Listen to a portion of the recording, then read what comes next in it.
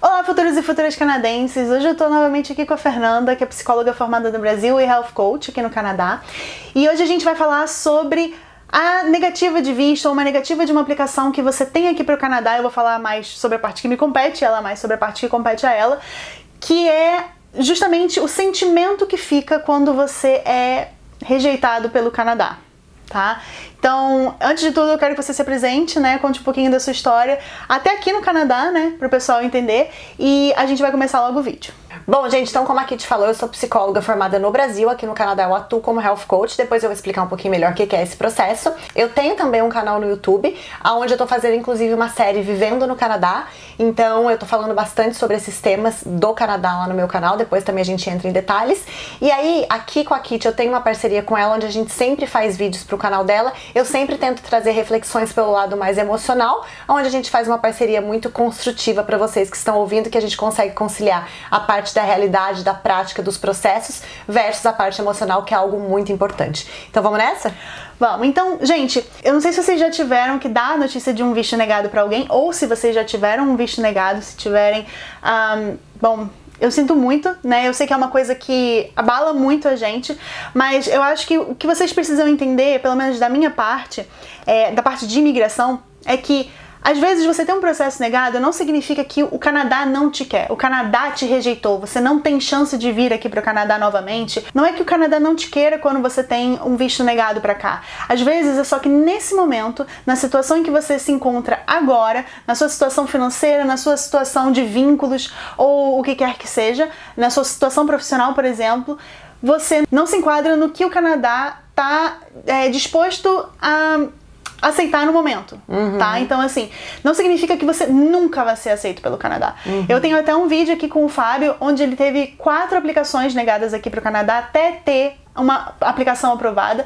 Então, às vezes a gente fica, né, desanimado, tipo assim, não quero, o Canadá não me quer. Gente, não funciona desse jeito, tá? Assim, eu sou aquela pessoa que eu tento sempre ser o mais realista possível com os meus clientes e falar, olha, vamos tentar mudar isso, vamos tentar ajustar isso, talvez seja melhor você tentar fazer uma aplicação nova no ano que vem, com uma situação totalmente diferente, mas não leva isso, não leva esse sentimento de ter um visto negado, uma aplicação negada como uma coisa assim, meu sonho acabou, né? O Canadá não me quer e nunca mais eu vou ter uma chance de vir pro Canadá, porque não é assim que funciona.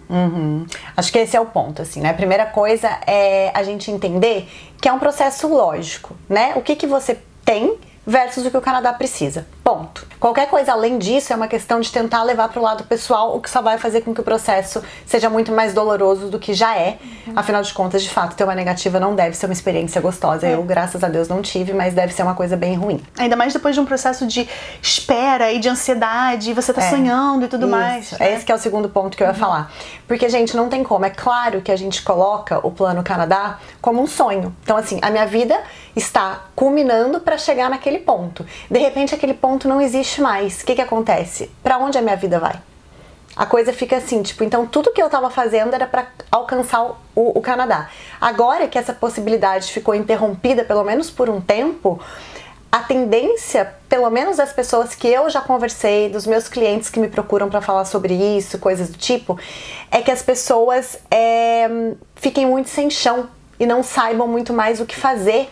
E aí desestrutura tudo que já estava muito estruturado para que elas consigam. Ou seja, gente, isso acaba sendo um tiro no pé que a gente dá. Por quê? Porque nessas horas a gente tem que ser muito frio e realista, né? Já dizia o meu avô que a cabeça tá acima do coração porque ela tem que ser usada primeiro. E é real. Então, assim, ter o visto negado é legal? Óbvio que não, é horrível, é uma merda. Agora, o ponto é, tem coisas que a gente não muda, o visto já foi negado. O que eu posso fazer então com o visto negado? Ou eu fico me lamentando e achando que a minha vida acabou, por mais que ela pareça ter acabado neste momento, ou eu pego toda a força desse sentimento ruim que eu senti após ter a negativa e tento trilhar então outros caminhos para culminar nesse mesmo ponto que eu tinha uma perspectiva lá atrás, né? Então eu percebo que muitas vezes as pessoas se desestruturam muito por terem tido essa negativa e aí depois elas começam a meter os pés pelas mãos fazendo muitas coisas erradas que aí acaba culminando numa outra negativa, porque às vezes a pessoa acabou não tendo racionalidade suficiente para conseguir falar, ok, isso foi ruim, mas o que eu vou fazer daqui para frente? Existe também, obviamente, que falando um pouco desse lado mais emocional e tudo mais, uma tendência que eu percebo nas pessoas que eu converso, que elas falam assim, bom, eu já tive um visto negado, agora eu já tenho um sentimento de que eu vou ter o visto negado de novo, ou minimamente eu tenho um medo de que o visto vai ser negado de novo. É óbvio que quando a gente passa por uma situação ruim, a gente tem medo de enfrentar a mesma situação de novo, porque a referência de sentimento que a gente tem foi um sentimento ruim.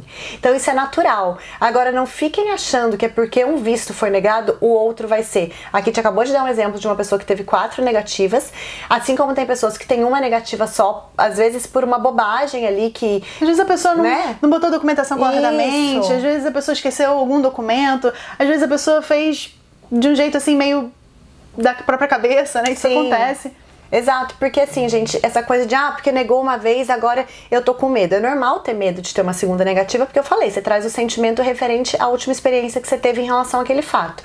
Porém, o Canadá, ele não vai ficar lembrando quem foi você e te marcou ali, porque a gente começa a entrar num negócio de perseguição, assim, tipo, agora o Canadá já me negou uma vez, agora ele vai me negar sempre. Não, gente, o Canadá precisa de pessoas. Ele quer trazer pessoas pra cá. A gente tem menos pessoas no Canadá todo do que no estado de São Paulo. No estado de São Paulo, me parece que a gente tem 45 milhões de pessoas. E no Canadá a gente tem 36. No país todo. Então, assim, o Canadá precisa, eles querem vocês aqui. Só que não dá pra abrir pra chegar todo mundo. Então, por isso que existem os requisitos. E às vezes você não tem um requisito ou outro naquele momento por um engano, como a Kit falou. Ou às vezes é uma questão de ajuste mesmo, de entender o que precisa ser feito. Então, assim, gente, olhar o problema, lamentar, vestir a força que precisa ser vestida e seguir em frente é a melhor opção que você tem. A outra opção é ficar olhando e lamentando, o que não vai fazer com que nada mude, né? Uma coisa que eu acho que às vezes as pessoas elas não se dão conta é que às vezes você não tem um perfil para vir para cá como estudante nesse momento, mas você pode tentar um processo de residência permanente, né? Então, às vezes, se eu aprendesse francês, eu já me qualificava para aquele processo de residência permanente, não preciso passar por todo um programa de college, né?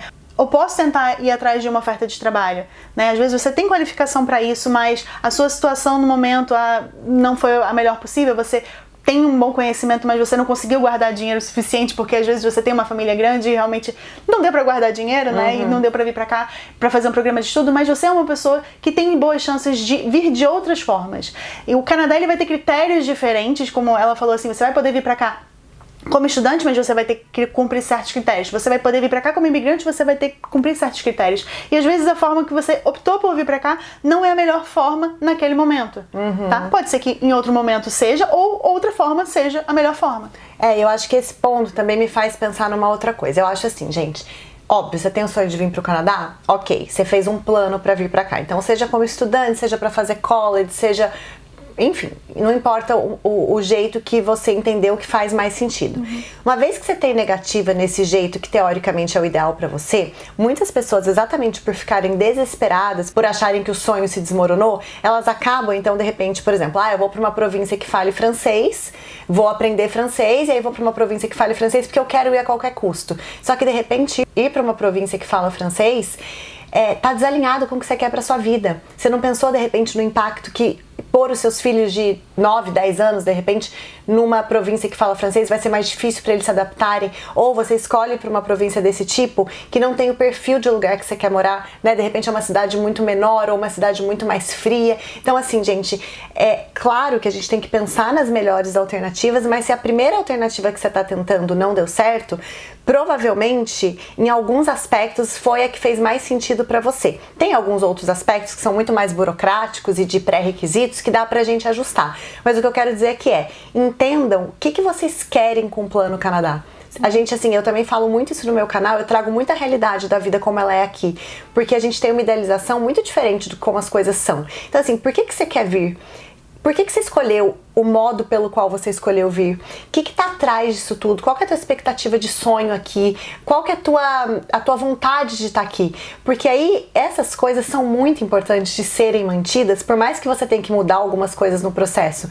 Mas às vezes, justamente para tentar vir a qualquer custo, a pessoa deixa isso de lado e acaba então adaptando um processo totalmente diferente, onde não vai de encontro com essas expectativas todas que ela tem. Aí chega aqui, não adianta. Aí ela chega aqui, ela fica mal, ela fala, meu Deus, o que eu fiz da minha vida não era bem o que eu imaginava. Então é muito importante você entender o porquê que você quer, fazer os ajustes necessários quando for preciso, por uma negativa ou coisa do tipo, mas não fazer ajustes totalmente opostos do motivo pelo qual você escolheu vir inicialmente, porque isso pode sim fazer com que você não consiga realizar o seu sonho como você imaginou. Você não acha isso? Eu acho que uma outra coisa que eu queria comentar era que às vezes eu acho que o visto negado, ele te dá uma chance de você repensar, de fato, se a forma que você fez a sua primeira aplicação era a melhor forma possível. No sentido de, eu vou dar um exemplo. Eu tenho uma cliente que ela tem uma família grande e ela aplicou para vir para um college aqui, que era um college privado, que não ia dar um work permit para o esposo, que não ia dar PGWP para ela, que não ia de fato facilitar a imigração dela. E ela teve o visto negado. Então agora a gente está tentando reaplicar de uma forma num college público, em algum lugar que vá realmente dar uma chance para ela se tornar uma imigrante aqui no futuro, sabe? Então eu acho que às vezes a gente tem que olhar também com esse olhar. Ok, de repente foi melhor desse jeito. Eu sei que é horrível dizer isso. É horrível você falar, então foi melhor eu ter passado por esse sofrimento, eu ter gastado esse dinheiro, eu ter passado por essa ansiedade toda, e o que quer que seja. Mas às vezes é o que você precisa para poder refazer o seu plano para que agora ele dê certo. Sim, é verdade, porque isso, na verdade, acaba mostrando pra gente que muitas pessoas não fazem o que eu acabei de falar, que é entender o porquê que você quer vir e aí encontra o caminho pra adaptar isso. Às vezes a pessoa quer vir a qualquer custo, então ela escolhe um college, de repente, que tem um valor mais acessível, que ela vai conseguir entrar mais rápido porque ela não tem o idioma, e aí isso tudo não faz sentido nenhum pro plano dela. Então, como é que você vai vir com uma família grande, com um marido que não vai poder trabalhar, com você que não vai ter também um visto de trabalho? Não tem lógica. Então, às vezes, a pessoa tá tão ansiosa nesse processo que é só quando tem uma negativa que ela entende. Ela se recoloca, né? No lugar que ela tem que se colocar. Exato, porque com certeza você fala isso pra pessoa antes, né? Tipo, essa não é a melhor opção, mas tem gente que a gente fala e a pessoa tá tão aficionada naquele negócio ali que ela não ouve. Então, às vezes,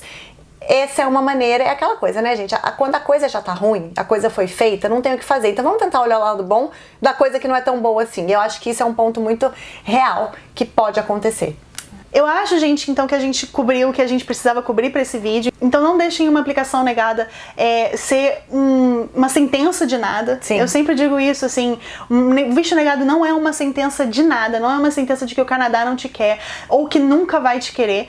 Então levem isso como um aprendizado para poder fortalecer vocês para uma nova aplicação. Seja para uma residência permanente ou para uma residência temporária, não importa. Fernanda, muito obrigada. Obrigada a você. Espero que a gente tenha conseguido ajudar vocês aí com essas reflexões que a gente trouxe, né? E eu vou deixar então você se despedir. E acho que é isso. Não esqueçam de seguir ela também lá no YouTube dela, que ela tem falado bastante sobre o Canadá, né? E é isso. Acho que eu me despeço aqui. Tchau.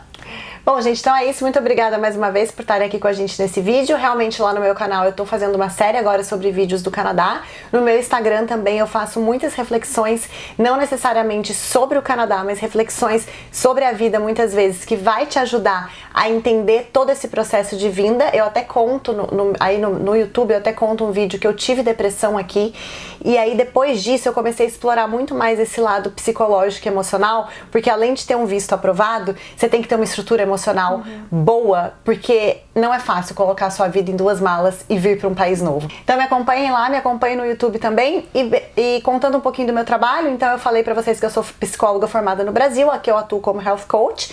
O processo de Health Coach é um processo que não tem nada a ver com o processo de coach que a gente está acostumado, porque ele não é um processo onde você vai usar ferramentas para atingir uma coisa específica. Ele é um processo muito mais parecido com um processo terapêutico. Eu inclusive escolhi esse curso de Health Coach em Nova York, porque é um curso que eu ia poder atuar muito próximo à minha atuação enquanto psicóloga, mas de uma forma legalizada aqui no Canadá. Então, se você quer resolver sobre um tema específico, ou se você quer tratar um pouquinho da tua cabeça em relação a esse processo todo de mudança que vai vir, é só vocês me chamarem aqui no Instagram, eu passo direitinho como é que funciona o meu trabalho. Então, às vezes, se você não consegue pagar um processo todo, você pode contratar um horário comigo, uma consultoria para você fazer, então, em 1h30, tratar sobre um tema específico. Então, se vocês quiserem saber mais, me chamem no Instagram que a gente conversa sobre isso.